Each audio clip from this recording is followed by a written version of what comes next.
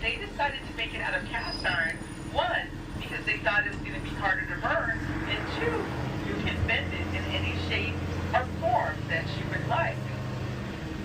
Now, over to my left through the trees is going to be the Robert A. Taft Memorial Carillon over there.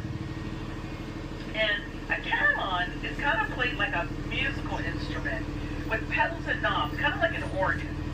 This particular carillon has 27 bells. The largest bell weighs 7 tons. Now it's 27 bells because of Taft's father, William, who was our 27th president.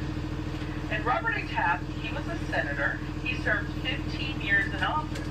And around town, he was known as Mr. Republican, and he was also known as a union buster. Unfortunately, he died in office. So now we have just entered Capitol Hill, or what we call the Capitol campus. And this is going to be stop number 3. It's going to be for the U.S. Capitol, the Supreme Court, the Library of Congress, and the U.S. Botanical Garden.